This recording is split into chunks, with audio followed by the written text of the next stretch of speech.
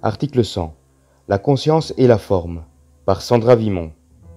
La conscience n'a pas de forme comme telle, mais elle doit prendre forme pour avoir une mesure d'elle-même.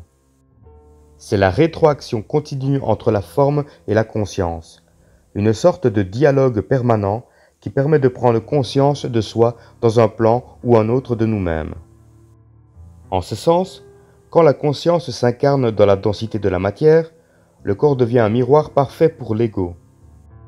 La conscience et la forme fonctionnent donc toujours dans une synergie double, peu importe le plan qui est considéré. La conscience a besoin de la forme pour prendre conscience d'elle-même.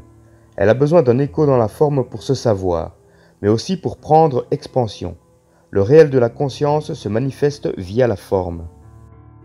La conscience, nous l'identifions comme étant esprit universel, esprit et aussi ego. La forme a pris le nom d'âme. L'esprit universel a chuté du plan supramental et est devenu un esprit. L'esprit a chuté du plan surmental et est devenu un ego qui habite les plans denses de la matière.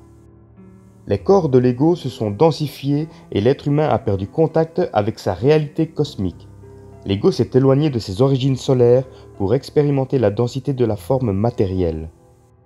Aujourd'hui, l'être humain a perdu conscience de qui il est cosmiquement parlant et n'a plus les corps pour vibrer en diapason avec les plans solaires du cosmos. L'énergie qui a été perdue ou diffractée au cours de la descente de la conscience cosmique vers la matière fait en sorte que l'ego a été retenu dans sa capacité à réellement savoir. Il est donc continuellement désinformé.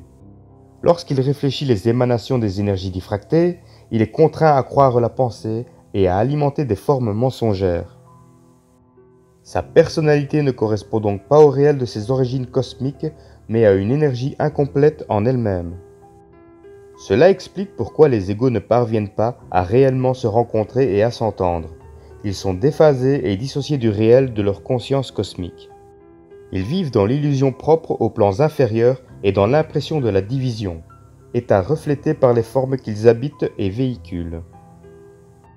Avec l'élévation du taux vibratoire de l'esprit et de l'ego, leur corps s'élève en vibration, d'où certains changements qui se produisent dans la forme qu'ils habitent. Un jour, la conscience de l'ego devra vibrer à l'individualité de conscience de son esprit et aussi à l'unité de vie de son esprit universel.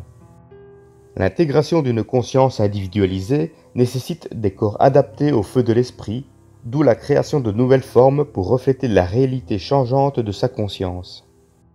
L'intégration de l'énergie de l'unité de vie de l'esprit universel par l'ego nécessite l'union parfaite de la conscience et de la forme dans ses corps, c'est-à-dire de son esprit et de son âme dans son chakra cardiaque.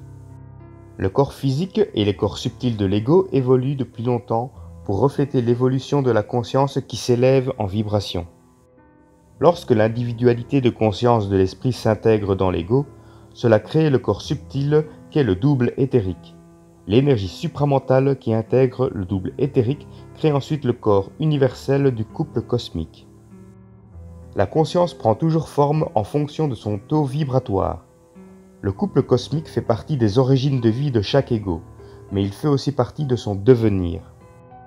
Ultimement, l'ego doit accéder aux mémoires solaires universelles du plan supramental et habiter un corps qui est totalement solarisé.